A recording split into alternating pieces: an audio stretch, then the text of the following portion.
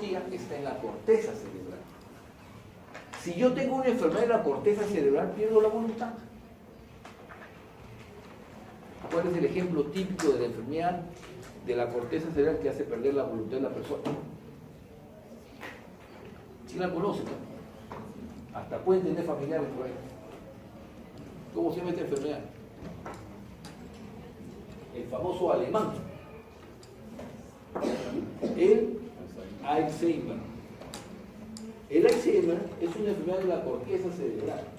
La persona va perdiendo corteza y va perdiendo voluntad. Llega un momento en que ya se desconecta de la persona. Ya no hay voluntad. Uno dice, abuelito, papá, por favor, respira hondo. Se ríe porque está desconectado. Va perdiendo la razón. Los niños tienen cortezas pequeñas, por eso que ellos tienen reflejos nada más, el recién nacido. Y por eso que se dice, para que desarrollen esa corteza, se desarrollan los primeros años. Y ahí está la voluntad y todo ello. Y si le hacemos un buen desarrollo, va a tener un buen desarrollo, pero eso es inicial. El niño genera incremento de la corteza y desarrolla todas sus habilidades voluntarias. Pero después, en la tercera edad, algunas personas pierden la corteza. Así. Y pierden la voluntad. Estas personas hacen una neumonía, y yo en la neumonía o bronquitis, ¿qué hacía? Expectoraba voluntariamente. Y tosía para botar la flema y toda la cochinada que tenía adentro. Y lo hacía voluntariamente, ¿o no? Pero sin embargo, esta persona cuando tiene esta enfermedad, ¿va a tener la secreción y la va a botar? No. Y se va a empeorar. Neumonía tras neumonía, y se mueren de neumonías. Les tienen que hacer una traqueostomía para aspirarle con una manguerita y sacar la flema. Les ponen un hueco acá y ya lo tienen. ¿Sí o no? ¿Han visto? Y siguen ahí, trata que no se muera hasta que vaya un momento que hagan lo que hagan. Va a haber una infección que no se va a poder controlar y se van a morir. La voluntad. Entonces este centro respiratorio tiene influencia cortical, que puede generar que yo haga una inspiración mucho mayor, donde funcionan y se contraen músculos inspiratorios. Y luego los relajo y bajo la presión y sale el volumen. Pero en ese momento, que yo estoy con presión cero, al final de la expiración, el aire ni ingresa ni sale.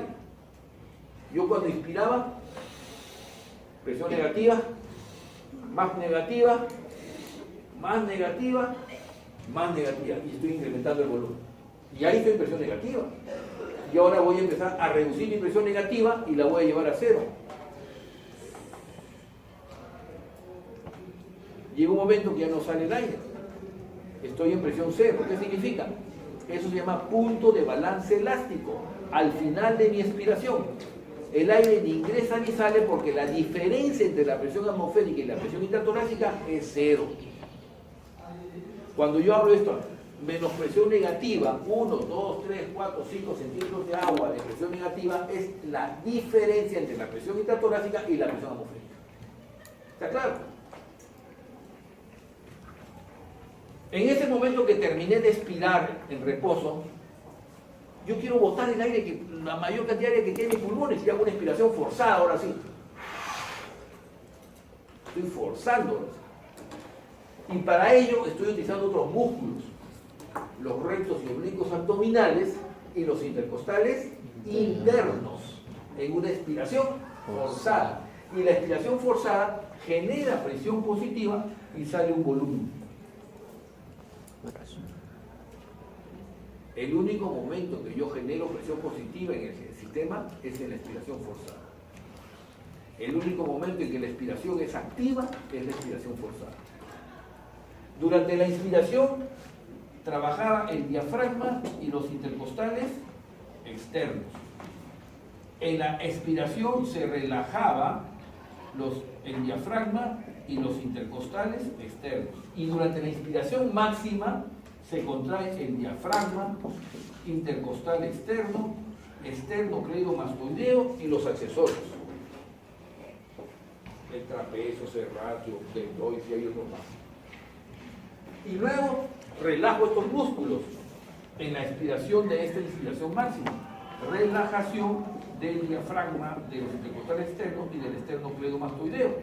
Pero cuando hago una expiración forzada, se contraen los intercostales internos y los rectos y oblicuos abdominales.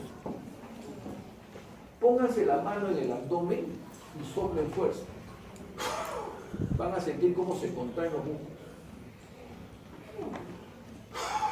Se contraen. Están utilizando musculatura abdominal. Porque están tratando de comprimir a la caja torácica para que bote el aire contra una resistencia en la atmósfera. Por eso que tengo que generar presión positiva en el tórax con respecto al medio ambiente. Y luego relajo. Y están haciendo esta curva.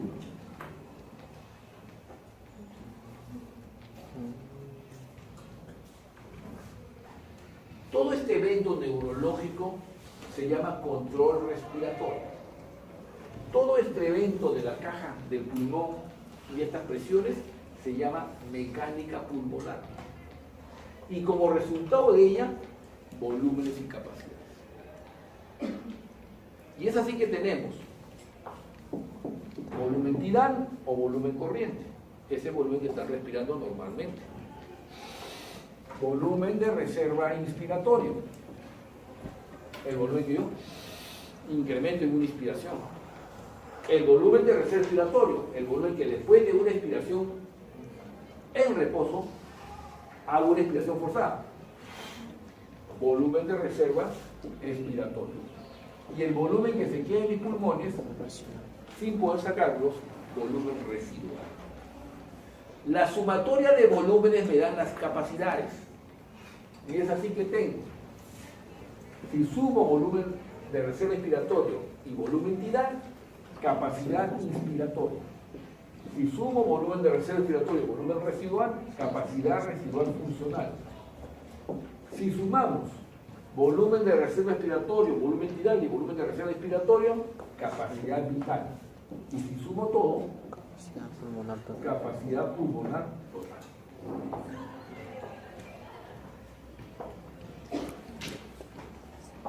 ¿Está claro?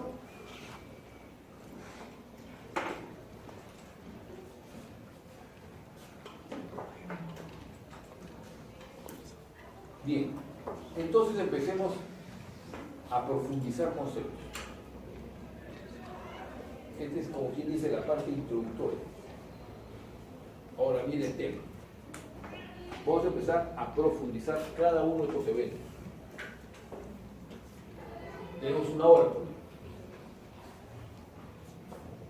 Cuando hablamos de este evento de control respiratorio, de este centro respiratorio, no solamente influyen los quimiorreceptores centrales y periféricos, en donde el oxígeno y el CO2 son los que estimulan estos quimiorreceptores para que manden la información al centro respiratorio, sino también influye, hemos dicho, la corteza cerebral en forma voluntaria. Pero no es la única, porque también tiene influencia sobre el centro respiratorio, por ejemplo, la ansiedad. La persona ansiosa incrementa la frecuencia respiratoria sin darse cuenta, por medio del sistema límbico, que también lo habían leído por ahí, ¿sí o no? ¿Quién es el sistema límbico? De las emociones. ¿Ah? El sistema de las emociones. Que van a influenciar a nivel de la sustancia reticular al sistema límbico. Y hay una serie de eventos en los años que yo. Pero también no es solamente el centro respiratorio es influenciado por el sistema límbico, por la corteza, sino también existen receptores de los vasoreceptores. Los vasoreceptores que miden la presión arterial influyen sobre el centro respiratorio. Los termorreceptores. En el hipotálamo existen termorreceptores.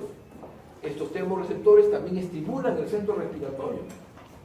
Por eso es que la persona que hace fiebre, los termorreceptores detectan el incremento de la temperatura y esta persona incrementa la frecuencia respiratoria. La fiebre incrementa la frecuencia respiratoria. Llega un paciente y está 28 de frecuencia respiratoria y está con temperatura de 38. y está con una taquicardia de 120, 110. Y yo me explico, ya, su frecuencia respiratoria incrementada, y si le pongo el oxímetro de pulso y está 100% saturando, entonces no ha incrementado la frecuencia respiratoria porque hay consumo de oxígeno, porque está con 100%, la está incrementando por la fiebre. Empiezo a deducir. Y eso es lo que uno hace en la clínica. Llega el paciente y le pongo el oxímetro de pulso y resulta que está saturando 91% y tiene fiebre. Al miércoles, ahí digo, miércoles, acá tengo un problema, porque está saturando 95%, 93%, o sea, es un problema de hipoxemia. Acá debe ser un problema respiratorio. Y encima está con 38. Entonces tenemos dos factores que hacen que baje, que el paciente esté taquipneico, o sea, con una frecuencia de 30, 35 por minuto. Entonces mi análisis inmediatamente va a esos eventos. Le pedí un hemograma para ver mi leucocitosis, para ver si hay infección, y le pedí una radiografía o lo examinaré para ver si tiene algún tema pulmonar, broncoespasmo, neumonía. Pero rápidamente, y eso lo estoy haciendo en la emergencia o en el consultorio. Y estoy tomando decisiones en ese momento, en base a mi análisis, y voy a sacar una inconclusión. O sea, cada vez que usted ve a un paciente, en realidad se está evaluándose a sí mismo su actitud y su conocimiento. Cada paciente. O le van a decir al paciente, espérame un ratito, voy a ver mi libro. O le van a decir, disculpe señor, pero justo esa clase no vino. ¿Sí o no? Entonces, eso es lo que está ocurriendo. Muy bien. Este centro respiratorio, entonces los termorreceptores, barroreceptores, la corteza, el sistema límbico, también influyen algunos receptores propios del pulmón, que se llaman receptores de estiramiento. Y ahí tenemos dos reflejos, el reflejo de Henning-Brewer y el reflejo de deflación, que son reflejos de estiramiento. Cuando existe una hiperinsuflación, el reflejo actúa y detiene la inspiración. Ese es el reflejo de Henning-Brewer, que es porque se estimula el estiramiento del parénquima pulmonar y dice al centro respiratorio, detén la inspiración. Y el paciente detén, no el paciente, la persona. Este reflejo se dice que actúa cuando está aproximadamente un volumen vital de 1500 centímetros cúbicos, aproximadamente. A eso se debe. Reflejo de deflación. Y el de deflación es todo lo contrario, que es aquel reflejo que dice que cuando la persona está expirando y bota hasta el volumen residual, que no lo puede botar, la persona tiene que inspirar. ¿Han notado alguna vez les ha pasado que han botado su volumen residual? A veces sucede, en los accidentes sucede eso. Alguien viene por atrás y le manda un manotazo así en la espalda, ¡pum!, y le hace botar el volumen residual. Esa persona inmediatamente se angustia porque siente que no tiene aire, que no entra el oxígeno, y parece que se va a morir hasta que pasan 2-3 segundos y ¡pum!, entra el oxígeno. Y respira tranquilamente. Si ha pasado, ¿no? Seguro alguien le ha botado algo. ¿Ya? Uy, te boté el volumen residual. ¿No? Así es o es así. ¿De acuerdo? Sí, dice. No la quiere bastante. Entonces, obviamente, existen personas que se caen de espalda, se golpean contra el suelo y tanto es el golpe que botan el volumen residual. Y se quedan así como en asfixia. 2-3 segundos que parece que se van a morir, ahí actúa el reflejo. Hace una inspiración inmediata. También tenemos receptores, por ejemplo, de congestión vascular, que se llaman receptores .J de congestión, que estimulan cuando hay un edema del capilar, incrementar la frecuencia respiratoria. Como que hay reflejos también, el reflejo de la tos. La tos por un momento es un reflejo, pero también es voluntaria. Yo puedo toser voluntariamente y toso, pero también es un reflejo porque cuando tomo agua, se mete agua al ataque y toso. O sea, la tos tiene dos componentes, voluntario y por reflejo. ¿Eso qué significa? Que si es por reflejo es porque yo tengo receptores de la tos. Y existen receptores de la tos en mi mucosa bronquial, no en el alveolo. En el alveolo no existen receptores de la tos, pero sí existen en el resto. Pero también existen receptores de la tos en otros lugares, en la pleura, enfermedades pleurales que me hacen toser. Existen en los senos paranasales, existen en el conducto auditivo, existen en el pericardio. existe en el esófago. Entonces, enfermedades que están ubicadas en el esófago, en el pericardio, en la pleura, en el conducto auditivo, en los senos paranasales, el paciente puede venir por tos. Y yo voy a mirar por tos y voy a tener que es respiratorio y resulta que tiene una otitis. Y no me di cuenta porque no la exploré y porque no tenía conocimiento. O sea, cuando el paciente viene, uno tiene que estar muy alerta. Porque en ese momento tengo que descartar si yo le doy el oído. No. Y en el examen clínico le voy a mirar el oído. Y si no lo hago, estoy perdiendo una opción diagnóstica. Y también le tengo que pedir cómo se comporta el dolor de la pleura, cómo se comporta el dolor del pericardio, cómo se comporta el dolor del esófago. Cuando usted come, le duele cuando pasan los alimentos, sí me duele. Uy, ya, no voy a hacer que tenga algo ahí. Están indagando. Y eso lo van a ver en clínica. ¿Pero qué están aplicando? Fisiología. De ahí la importancia. Entonces este centro respiratorio tiene muchas influencias. Hay otro receptor que es importante en todos los receptores propioceptivos de los músculos y tendones de los miembros superiores. O sea, miembros superiores que cuando se mueven estimulan el ritmo respiratorio. Actúa mucho en el atleta, en la persona que hace actividad física y ejercicio. Entonces estos centros respiratorios, que tienen dos núcleos, grupo dorsal y grupo ventral, y tiene dos grupos medulares, el grupo dorsal y el grupo medular, el amniótico y el neumotáxico como núcleos respiratorios, que se llama todos centros respiratorios, están influenciados por diferentes componentes. Lo importante que genera un impulso neural. Por el nervio frénico ¿qué nivel sale? C3, C4, C5. C3, C5. C4, C3, C5, por ahí sale, ¿no? O sea, no sale inmediatamente arriba. Sale el nervio frénico y el diafragma y genera esta mecánica pulmonar. En la mecánica pulmonar, cuando este volumen de aire ingresa con un volumen en una unidad de tiempo, por consiguiente ingresa con un flujo determinado. Flujo inspiratorio. Flujo expiratorio. Y para que yo infle mi alveolo, para que infle mi pulmón, así hablando bien sencillo, necesito vencer resistencias. Imagínense que yo me pongo acá en el suelo, usted me quiere mucho y me pone un costal de cemento en el tórax. Para que yo ventile, y estoy hablando con propiedad como una primera función, para que yo ventile mi alveolo, tengo que ser capaz de generar una fuerza que venza esas resistencias. Capaz de vencer la resistencia de la expansión tóraco-pulmonar, que vence el peso, y capaz de vencer la resistencia de la vía aérea. Que yo tengo una tráquea con una pepe melocotón ahí metida. No puedo vencerla, no voy a ventilar. Se me cae una viga encima, en el tórax, y no puedo levantar porque no tengo la fuerza suficiente y no voy a ventilar. ¿Qué va a pasar? No entra oxígeno, va a morir. Entonces yo tengo que ser capaz de vencer resistencias y fuerzas. Y tengo que ser capaz de generar un flujo que vence esas resistencias. Entonces tengo dos grandes resistencias. La expansión tóraco-pulmonar y la vía aérea. Dos resistencias.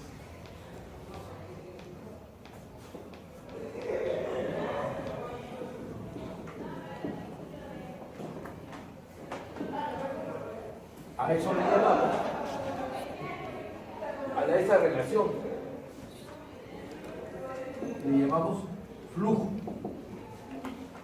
Es la relación que tiene la expansión tóraco-pulmonar con la resistencia de la vía aérea.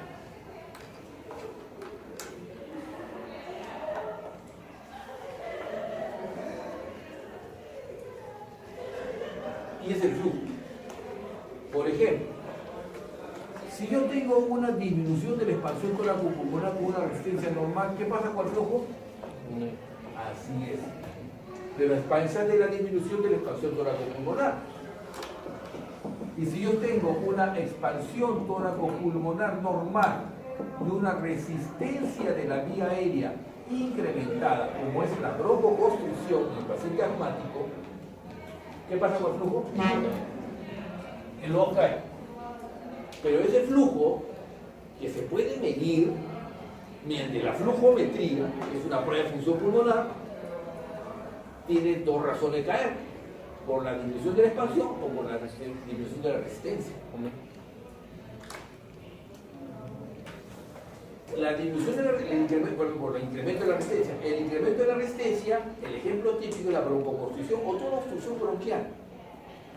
La enfermedad más común acá es el asma. El asma es muy frecuente. Eso lo van a estudiar en clínica. Tiene una frecuencia aproximadamente entre 10 a 15%. Si acá somos 70, ustedes son 70 alumnos, y le saco el 10% a 70, ¿cuánto es? 7. Acá hay 7 asmáticos que me están escuchando. Levanten la mano. Sin miedo. 1, 2, 3, 4, 5.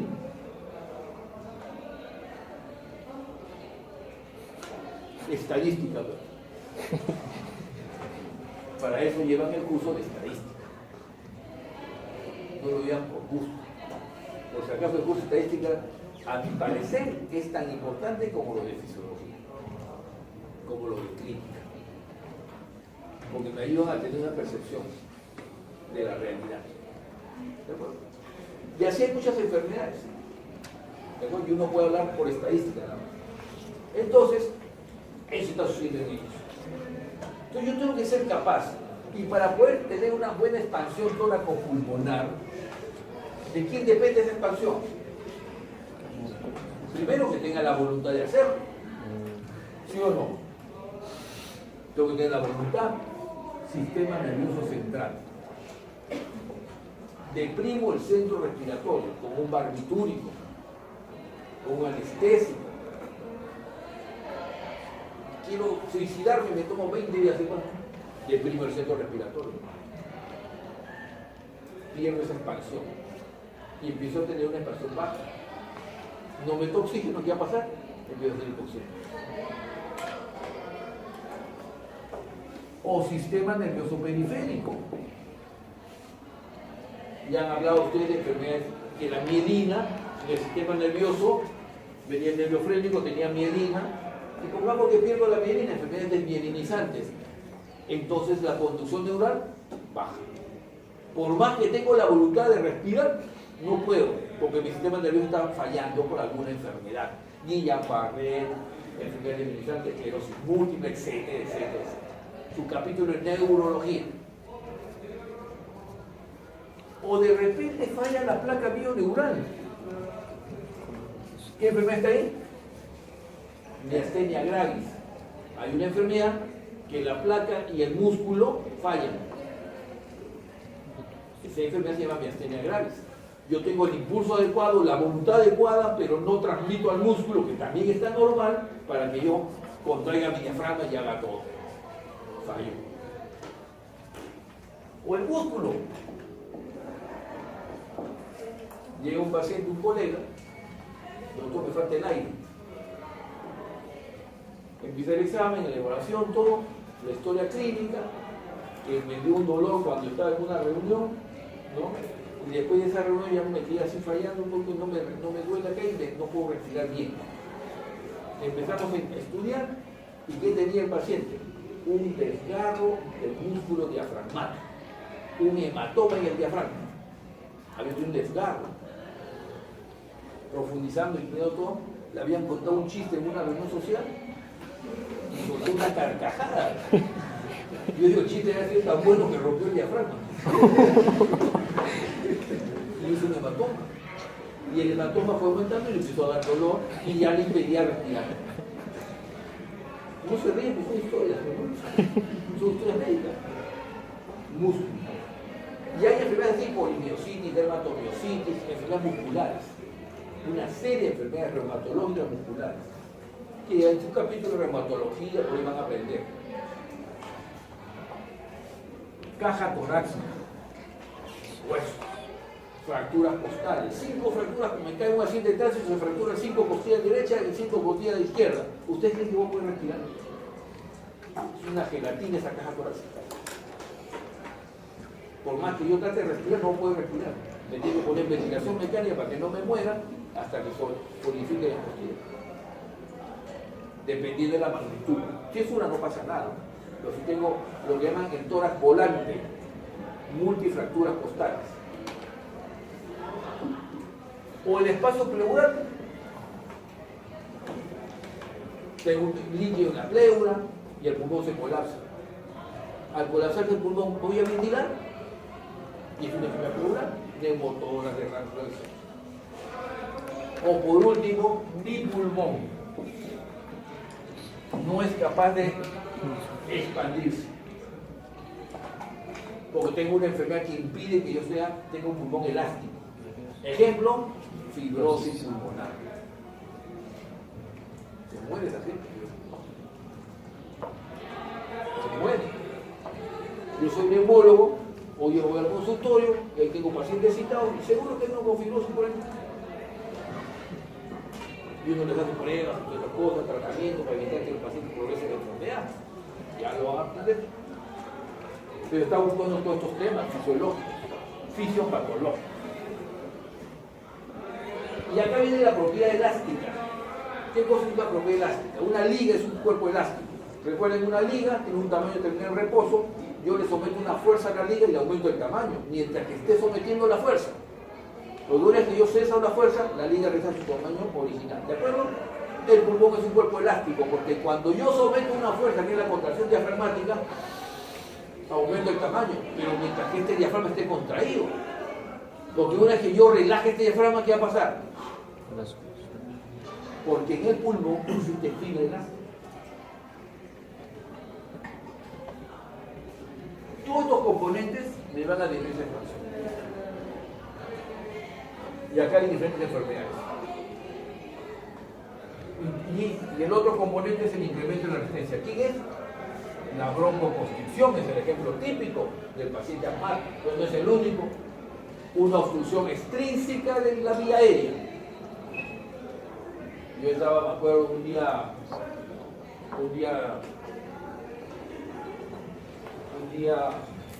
el sábado, viendo un paciente, estaba en una iglesia, se casaba un sobrino, primera fila o segunda fila por la familia, y mi celular vibraba y veía que era la emergencia del hospital. Era el residente. Entonces, una vez, bueno, se resolverá solo su tema. 2, 3 llamadas ya preocupa. Entonces ya dice, no, esto ya es el contexto.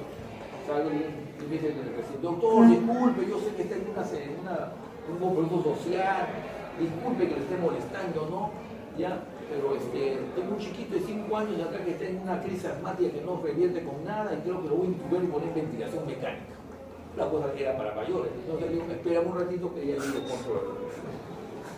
Llego, efectivamente, luego interno, llego y está el niño ahí, efectivamente, con dificultad respiratoria, etcétera, etcétera.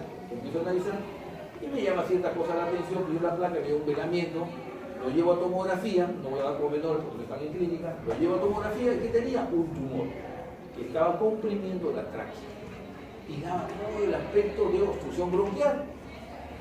Una obstrucción bronquial de la tráquea, o en este caso una obstrucción traqueal, con una masa que era un linfoma y que daba toda la clínica de un paciente asmático.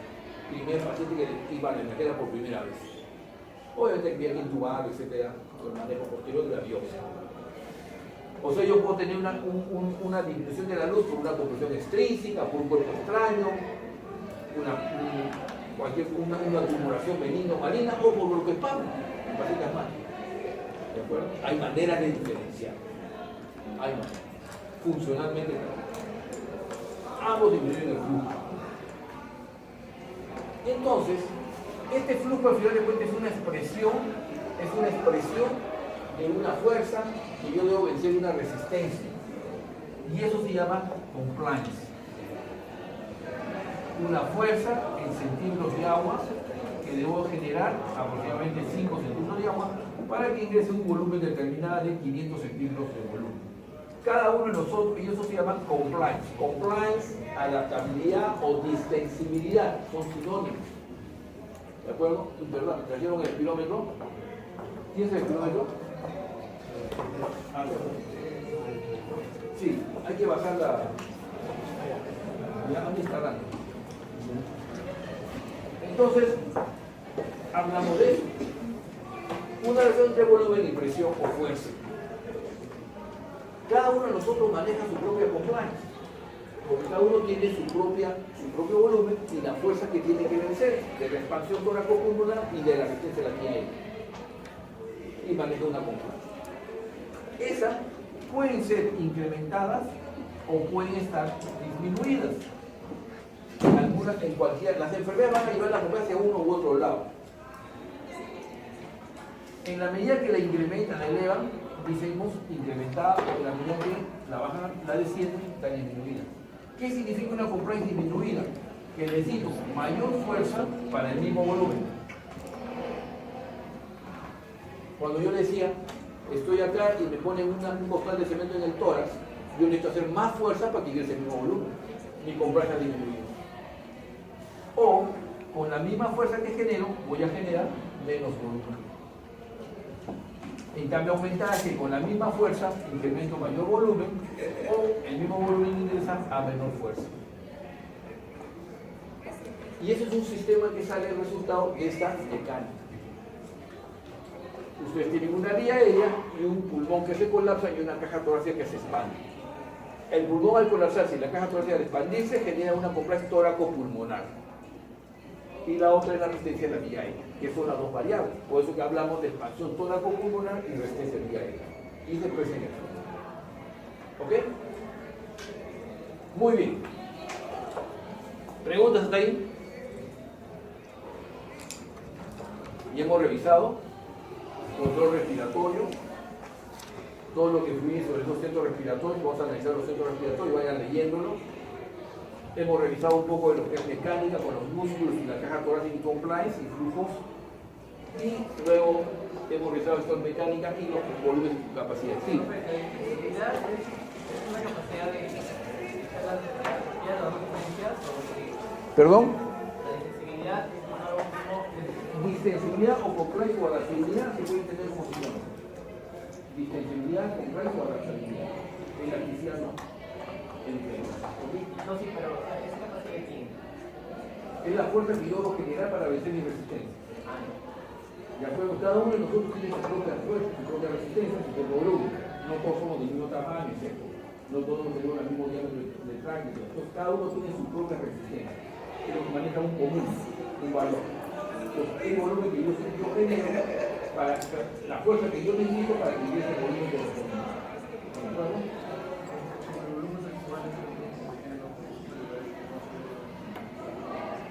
Ahí viene un concepto. Cuando hablamos de ese volumen viral que está ahí, ustedes tienen lo siguiente.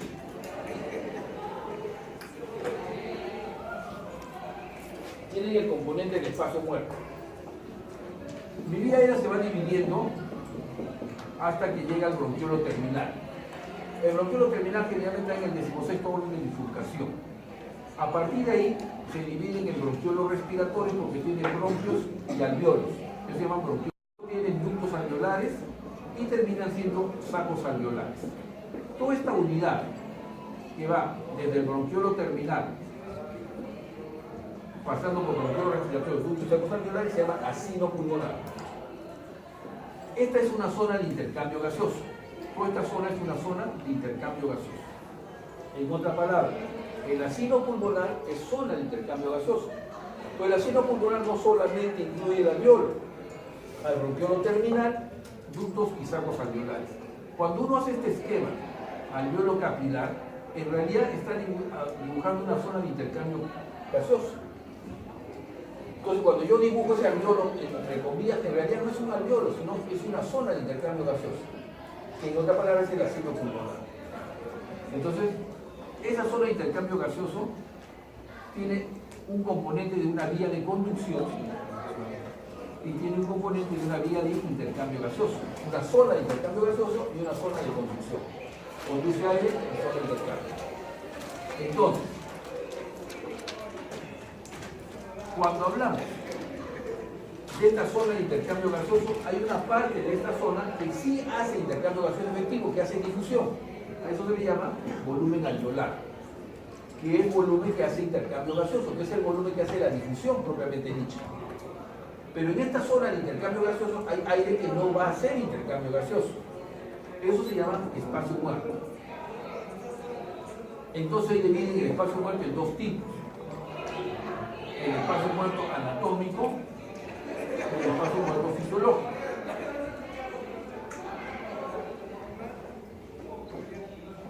Miren, este es volumen alveolar y el resto es espacio muerto. El espacio muerto que se encuentra en esta zona de conducción se va a llamar el espacio muerto anatómico. Es el espacio muerto en zona de conducción. Y el espacio muerto que se encuentra tanto en zona de conducción como en zona de intercambio gaseoso, se dan cuenta que esta es zona de intercambio gaseoso y esta es zona de conducción. ¿Se dan cuenta? Ese espacio muerto que se encuentra en zona de intercambio gaseoso más zona de conducción se le va a llamar espacio muerto fisiológico. También se le llama espacio muerto simplemente. O sea, cuando yo ponga solamente espacio muerto, me refiero en realidad al espacio muerto fisiológico. El espacio muerto anatómico está dentro del espacio muerto fisiológico. No pueden decir espacio muerto anatómico más espacio muerto fisiológico es igual que espacio muerto. Eso no existe. ¿De acuerdo? Entonces, si sumamos el espacio muerto fisiológico más el volumen alveolar, se llama volumen tidal. Espacio muerto más volumen alveolar es igual al volumen tidal, o sea, este volumen de acá. Porque en ese volumen hay zonas que hago intercambio y hay que no hace intercambio. ¿De acuerdo? Ese es volumen tidal. Entonces, uno dice, el volumen tidal es igual al espacio muerto más el volumen alveolar. Como que el espacio muerto es igual al volumen tidal menos el volumen alveolar, o el volumen alveolar es igual al volumen tidal menos el espacio muerto. ¿Está claro? Porque son volúmenes que se suman. Muy bien. Si ustedes multiplican el volumen tidal al minuto, van a encontrar ventilación minuto. Ventilación minuto es igual al volumen tidal por la frecuencia respiratoria. Y si ustedes multiplican el volumen alveolar por la frecuencia respiratoria, se va a llamar ventilación alveolar. Entonces, el término de ventilación siempre está implícito la frecuencia respiratoria. Ventilación minuto, volumen tidal por frecuencia respiratoria. Ventilación alveolar, volumen alveolar por frecuencia respiratoria. Y el volumen alveolar es parte del volumen tidal. Cuando yo incremento mi frecuencia respiratoria, lo que están tratando es incrementar su volumen alveolar. ¿Por qué incrementan el volumen alveolar? Porque quiero pasar más moléculas de oxígeno a la célula que me la está demandando. ¿Recuerdan? Yo decía, la célula consume oxígeno, demanda y yo le tengo que aportar. Entonces, ¿cómo hago? Incremento mi frecuencia respiratoria. Con la intención de que mi volumen alveolar aumente. Y si aumenta el volumen alveolar, ¿qué disminuye? El espacio muerto. Si yo aumento el volumen alveolar, disminuye el espacio muerto. Por eso que el paciente cuando ya hace hiperventilación, o sea, en una taquipnia, aumenta el volumen alveolar con la intención de aumentar la presión de oxígeno, porque estoy pasando más moléculas de oxígeno en sangre. Y a la vez estoy disminuyendo el espacio muerto. Es por eso que esta persona hace hipocapnia. Yo hiperventilo, taquipneico, y empiezo a bajar el volumen del espacio muerto y empieza a bajar el CO2 y empiezo a hacer hipocapnia. Y cuando yo hago hipoventilación, hago hipercapnia, porque incremento el espacio muerto porque disminuye el volumen alveolar. ¿Está claro? Ok. Ya lo vamos a ir viendo ya más adelante, ¿ya? Muy bien. ¿Preguntas ahí? Ya. Sí me ayuda a bajar esta... un poco automático. Oye, no...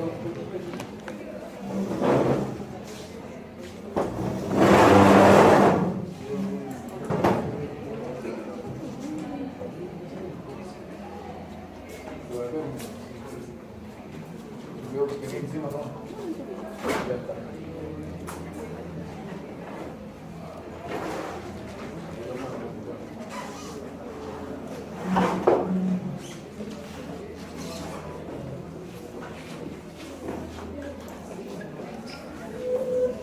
Muy bien. ¿Preguntas? Van a tener que revisar. Tienen para revisar los siguientes capítulos del libro de Huesa. Van a revisar leyes locales, que ya hablamos un par de leyes nomás. ¿No? Van a revisar control de la respiración, todos los factores que influyen a los núcleos. Dos núcleos, recuerden el núcleo amniótico, el hemotáctico, el grupo medular y el grupo dorsal. van a revisar mecánica pulmonar, donde está la relación de la compliance, extensibilidad, elasticidad y las presiones que se ejercen para romper estas resistencias que existen en la vía aérea y la expansión tóraco-pulmonar. Como consecuencia de ello salen los volúmenes y capacidades. Entonces van a revisar los volúmenes y capacidades. Y ahí no se olviden de revisar nunca espacio muerto. ¿De acuerdo? Y la relación que tiene el espacio muerto con el volumen alveolar y la relación que tiene con el CO2. Porque van de la mano. ¿Okay? Con la frecuencia respiratoria. Definan bien lo que es hiper y lo que es hipoventilación. Busquen la definición. Después se lo voy a preguntar yo más adelante. Pero vayan buscando la definición. Muy bien. Vamos a hacer algunas preguntas ahí. Vamos a hacer una demostración de una espirometría. Ustedes después van a ir a la práctica, tienen 7 grupos, ¿no? Sí. Hay 7 mesas, cada grupo va a tener un espirómetro. Y va a trabajar tan igual lo que vamos a hacer acá, lo van a trabajar ustedes y van a empezar a explorar el espirómetro con las pruebas que existen. Ustedes mismos, lo que hemos hablado y lo que van a ampliar posteriormente su conocimiento. Además tienen una historia clínica y tienen algunas preguntas ahí. ¿De acuerdo? Y a su delegado le voy a dejar el USB acá, donde están todas las presentaciones que la vamos a realizar más adelante. Y también hay otra historia clínica, que es muy similar a la que tiene, pero creo que está más ampliada en otras preguntas. Todo lo tienen que revisar en sus horas de trabajo afuera de las aulas, ¿ok? Porque de ahí vienen las preguntas. Entonces tienen todo ese material. Durante la práctica, lo que es emplequimografía,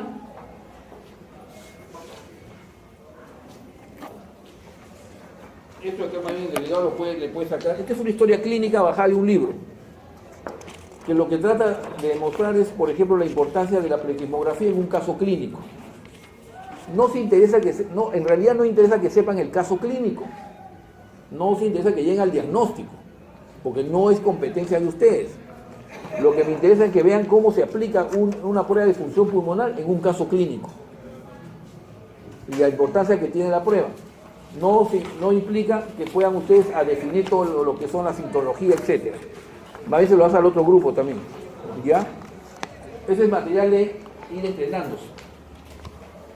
Van a hacer hoy día todo lo que es espirometría y pueden ir empezando a hacer plequimografía en la historia clínica para interpretar lo que es el volumen residual, lo que hemos hablado, y cómo se comporta todo esto con el resto de los parámetros funcionales. Tienen que empezar a indagar. Ya les he dicho que no alcanza todo el tiempo para poder explicarles todo, por consiguiente mucho va a depender de ustedes y después ampliar conocimiento. En la siguiente reunión que tengamos, ampliamos conocimiento de esta mañana, de esta tarde. ¿Ya?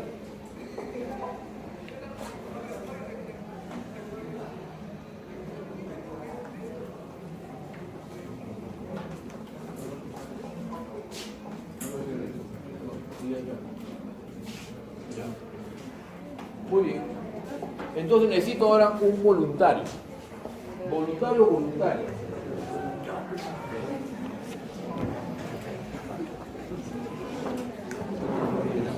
Voluntario. Jálate una silla.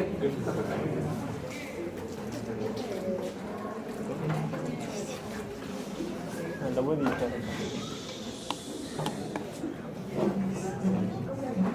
¿Voy a acabar la clase ya? Ya. Mirando para allá, el perfil va a compañero.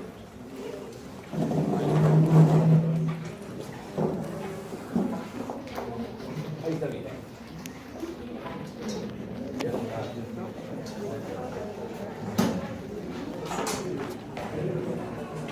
Ya, ahora necesito otro voluntario.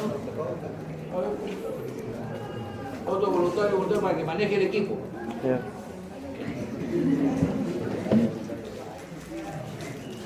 Ya. Yo estuve explicando todo, ¿ya? Este es un espirómetro computarizado que lo que va a decir son volúmenes de lo que hemos hablado. Acá hay una boquilla que es descartable, que es de uso personal. Es una boquilla para uso de él nada más. Ponte incómodo, agarra la boquilla. Teóricamente, digo teóricamente, debería clamparle la nariz para que pueda solamente respirar por la boca. ¿De acuerdo? Lo podemos hacer como no lo podemos hacer dependiendo cómo haga la prueba. Pero cabe la opción. Debería clamparse. Voy a hacerlo por comodidad. Su compañero va, ¿funciona esto? Sí funciona. Su compañero va a ir utilizando el equipo, yo voy explicando. Primero, ¿hablas inglés a la perfección? Si no, pon en español. Ya, pon español. O puedes poner checoslovaco.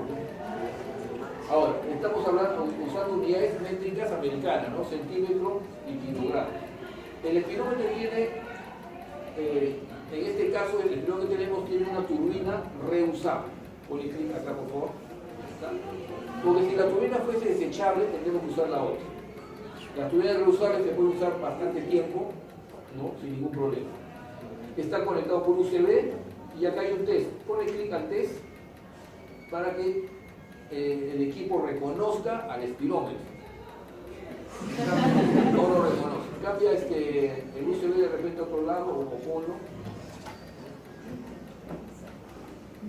Como si no va a hacer el procedimiento. Dale no test.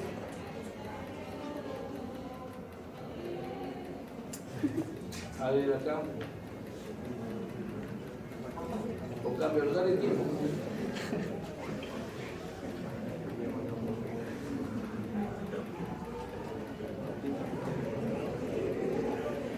¿No tiempo al otro lado?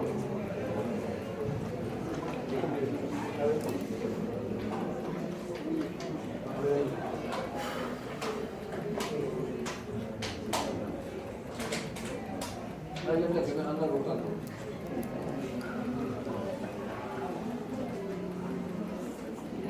Tiene que tener cuidado. Sí, está prendido. Apaga el video del otro.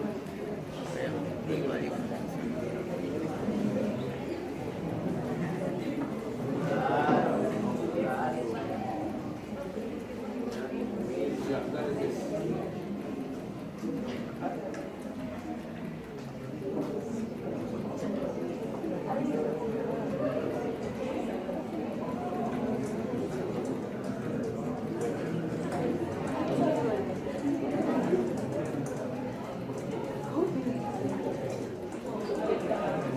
No lo reconozco.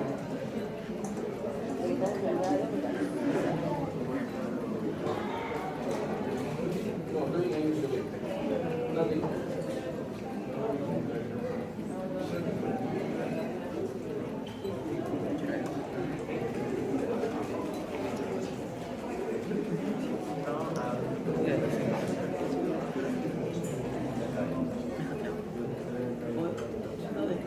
No, yo estoy cerrado.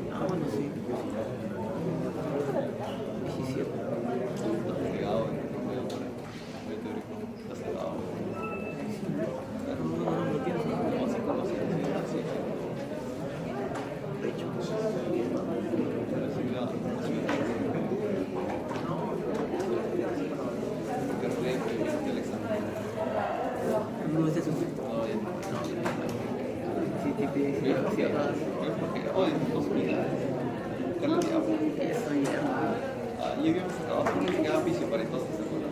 tiempos, ¿no? Ya está todo ya. Lo previsto para cada partido. ¿Cuándo protestas? El lunes del susto y de Anato. Claro, no, antes. No, fue el lunes, porque lo de.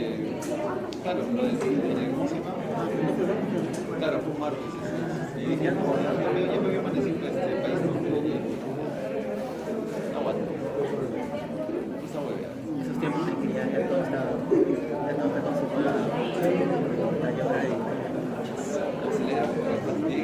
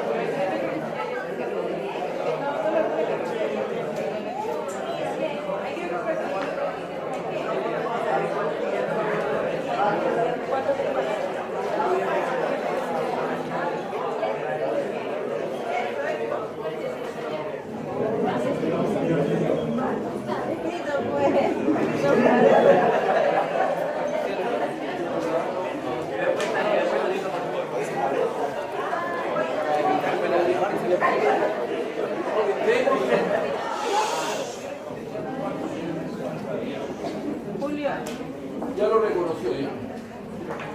Ahora, entra acá, preferencias,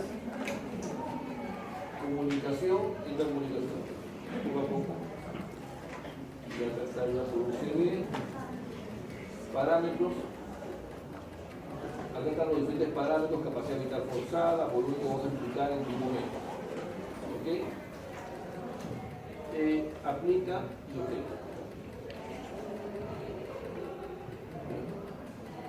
Entra paciente. Nuevo. Aplica automático con los datos de apellido.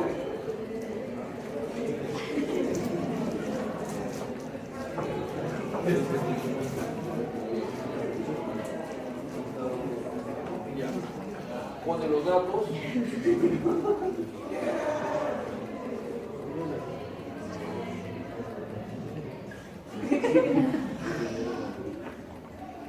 Tranquilo, ¿no?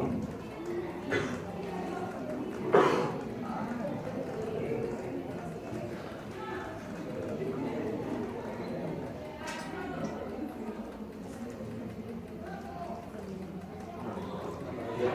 7 de enero del 98. Lugar de nacimiento. Lima. Sexo. Ya. Eso es muy relativo que puede poner Caucasia. Pero ahí no podemos poner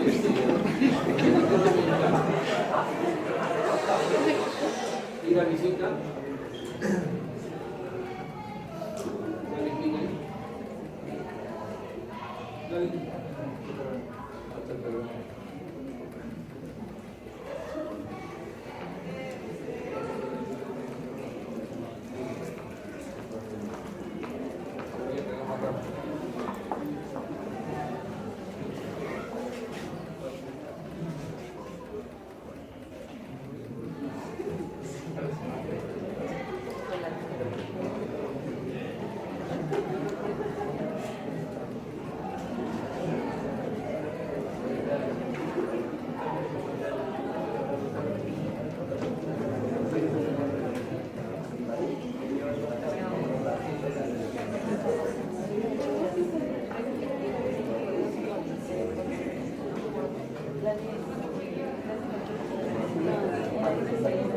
Hoy ahorita comienza ya. Es para práctica.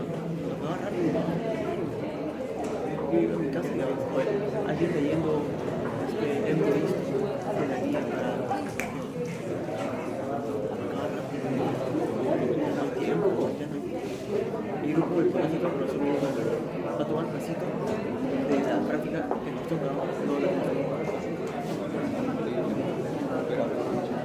me dijo que al menos en mi mesa de pasito